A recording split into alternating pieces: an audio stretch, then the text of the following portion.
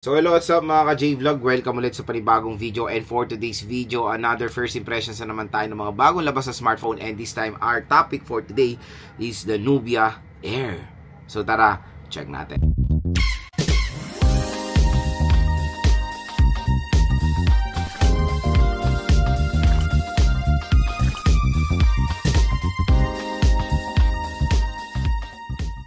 So yun mga ka-J-Vlog, for today's video, another first impressions na naman tayo ng mga bagong labas sa smartphone, and this time, our topic for today is the Nubia Air. So again, bibili tayo nito, no worries. Alam nyo naman dito sa ating YouTube, pag bagong labas, ginagawa ko agad ng video para magkaroon tayo ng voucher kung interested na kayo agad-agad bumili nito. Pero bumili na rin tayo ng Nubia Air at paparating na rin yan dito sa atin, kaya stay tuned lang din sa ating unboxing, game test, and of course full review dito sa Nubia Air na or very identical talaga sa iPhone Air. So syempre ngayon si Nubia ay parang gumagawa ng ingay pagdating sa dalawang smartphone nila. Very identical sa iPhone 17 Pro Max, yung Nubia V80 design, at itong Nubia Air is very identical sa iPhone Air. So again, kung gusto nyo makakuha ng mga murang 17 series or gusto nyo ma-feel na parang nandun kayo sa hype, ayan, ito na ang murang alternative para sa inyo. Merong Android version na ang mga design ng iPhones like the Nubia V80 design and the Nubia Air. So ilalagay ko lahat ng links niyan sa description box mga idol kung interested kayo sa mga devices na to. So ano nga muna ba ang SRP na itong Nubia Air, and this is a 5G smartphone pala. SRP na ito is around 13,000 pesos for the 8GB 256, pero dito sa official store ni Nubia, dito sa ating View Products. Pero maganda balita mga J-Vlog, dito sa ating View Products, meron pong special voucher na ma-generate para sa inyo. Up to 1,000 pesos off po yan, bukod doon sa sale price niya sa online.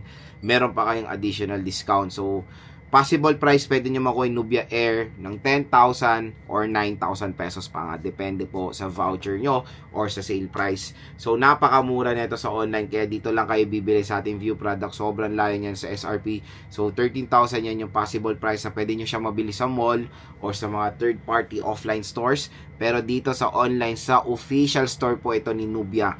Sa Nubia mismo kayo bibili. Dito yan sa ating View Products, nilagay ko na yan.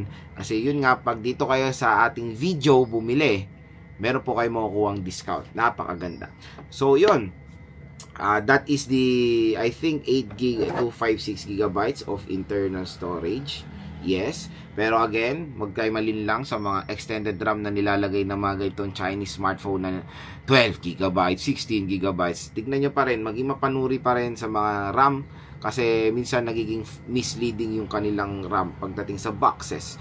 Akala tuloy ng mga iba na hindi aware or hindi ganun familiarize sa RAM or extended RAM, pag binenta nila yung smartphone nila, ang first impression sila is naka 16GB to, pero in reality 8GB lang, di ba? So again, 8GB 256 po, kasi nakita ko doon sa posting nila 12GB ang nilalagay nila dito sa Nubia Air. Yes, 12GB. Ay hindi, 20GB pa nga ang nilagay nila dito sa kanilang official store, pero nakalagay doon asterisk sa gilid is 12GB extended RAM. Na again, the extended RAM is very kumbaga hindi naman yan ganun big help, especially for gaming. Kasi yung iba, ang RAM, pag bumibili sila ng smartphone, lalo na for focus sila sa gaming, tinatarget nila RAM, di ba? Kaya para maging familiarize kayo, 8GB lang talaga RAM niya.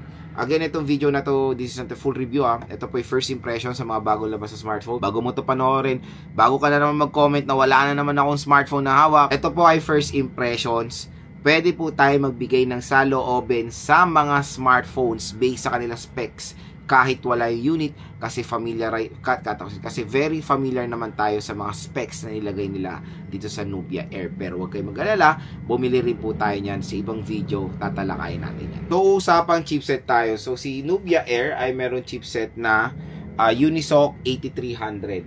So 5G po ito na chipset ng Nubia, pero when it comes sa specs niya, parang 4G yung performance 2.2 GHz, Mali G57 for a price tag na 13,000 pesos. I think hindi siya ganun ka-perfect, pero pag makuha nyo to ng 9 to 10,000 pesos, 2.2 G57, basta 5G, medyo okay rin naman, di ba? Pero syempre sa ating game test, iba usapan yan, kaya itatry natin yan mga ka-J-Vlog. Pero again, iba kasi parang skeptical silang bumili ng Unisoc, lalo na sa presyo na around mid-range segment.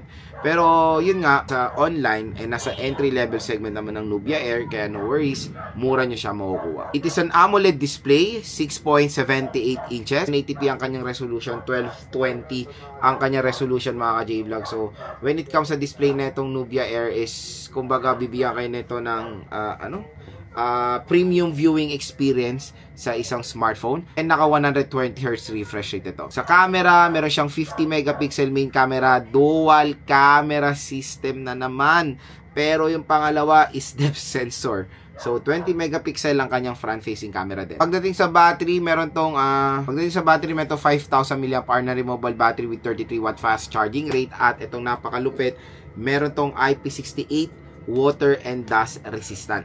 So, pwede itong masubmerge sa tubig with certain time and certain deep. Yung mga J-Vlog, next is gusto ko ibigay yung first impressions ko dito sa Nubia Air. So, again, nabigay na natin yung price, specs, and availability niya. Kaya kung interested na kayo bumili ng Nubia Air, hanggang sale ngayong November, dito na kayo bibili sa ating View products. Up to 1,000 pesos of additional discount ang pwede nyo makuha. So, ang laki po ng pwede nyo ma-discount compare sa SRP na itong smartphone na to. Usapan display. Sa display, napakaganda, very premium, beyond 1080p resolution, AMOLED display, 120Hz screen refresh rate, at malaki yung screen size niya. For me, mabibigay na ito ang isang, kumbaga, premium viewing experience sa murang halaga lang mga ka-J-Vlog. Syempre, since Air to, mas may enjoy nyo siya manood, mas may enjoy nyo maglaro, magaan kasi siya, di ba?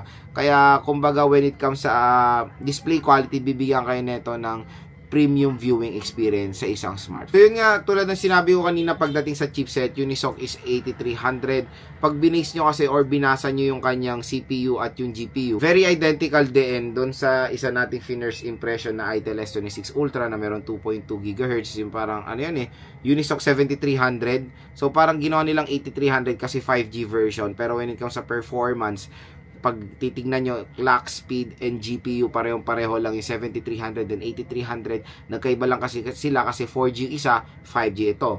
So, yun. Siguro dahil naging 5G capability siya, and when it comes sa specs niya, for its clock speed and GPU, pang entry level talaga siya. Pero syempre, kung makikita niyo yung price niya, pang mid-range, kaya yung chipset niya hindi siya perfect fit. Pero yun nga, pag nakuha nyo to ng sale price dito sa online, 9,000 or 10,000, medyo okay na for a 5G device. Yun nga, hindi naman po mabagal itong chipset na to, pero hindi siya more on specific for gaming, yung mga hardcore gaming. It can handle games, pero hindi yung mga sobrang bigat. Kaya again, stay tuned lang dahil i-game test din naman natin itong Nubia Air pagdating ng ating unit. Pero yun, makakalaro naman kayo dito at hindi naman po siya mabagal. Pagdating sa camera, so ito yung parang advantage ng Nubia Air when it comes sa camera ng iPhone Air, kasi iPhone Air isa. Pero yon, yung isang lente ng Air, yun talaga yung kumbaga mayroong mga use na features. Fusion camera, di ba? Sa fusion camera, marami kayong magagawa, macro lens and all, telephoto. Dito kasi sa Nubia Air, nilagyan nila ng dalawang camera. Pero yung isa useless. Kasi isa depth sensor. So sabihin na natin design. Design na lang siya. So again, ang camera is hindi naman po for design yan para magamit naman siguro natin. Kaya again, para maging aware kayo sa iba na pag binili nyo itong Nubia Air, dalawa yung mata niya, pero isa lang ang gumagana. Yung main camera niya na 50 megapixel. Pero let's hope na malinaw ang mapoprovide na 50 megapixel ng Nubia Air. And syempre, mataas din kasi yung kanyang front-facing camera, nasa 20 megapixel. So, yun nga, pagdating sa rating, ito very, very interesting yung IP rating nito. IP68 and IP69K. So, sa ating full review, isa-search natin further, ano ba yung K ng IP69? Kasi, parang ngayon ko lang narinig yung IP69K. Pero again, itong ganitong protection, pwede po itong masubmerge sa water.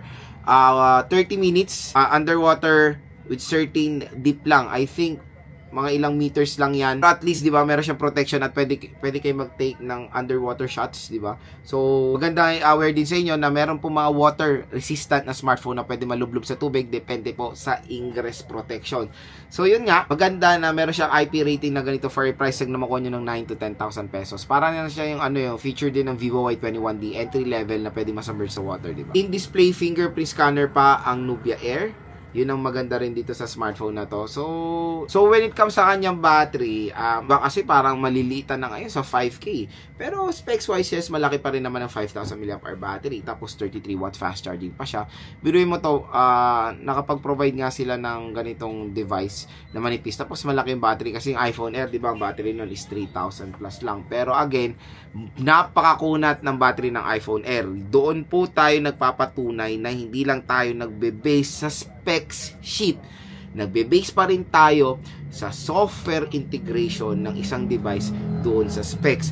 Pag ang specs mo at ang software mo nag-work as one, maganda ang mapoprovide na performance tulad na lang ng mga smartphone na merong mabababang megapixel pero napakalinaw, mabababa ang battery pero mas makunat sa merong matataas na battery capacity. So again mga ka-J-Vlog, 5,000 mAh compare sa Android is, yes, mataas din naman talaga ang ma-offer ng Nubia Air. Pero again, for its price ngayon na usually 7K, 6K, iba mabababaan na talaga sa battery ng Nubia Air. Pero maganda dito, 33 watt fast charging naman itong device na to. So in less than 1 hour lang, full charge yun na agad itong smartphone na to. So again mga ka-J-Vlog, hopefully, nakatulong ito sa inyong buying decision sa Nubia Air. For me, kung pagbabasehan yung specs sa isang 5G, okay na. Pag nakuha nyo to ng 9 or 10,000 pesos, pero pag nakuha nyo ng 13,000 pesos, for me, it's a big no-no. Hindi po maganda yung chipset na in-offer nila for its price na 13,000, pero pag nakuha nyo ng 9 to 10,000 pesos, sulit na sulit yan. Kaya saan pa ba tayo bibili ng murang Nubia Air para maging sulit pa lalo? Dito yan sa ating View Products. I-click nyo na lang yan, abangan nyo na lang yung full review, game test and unboxing natin dito sa device.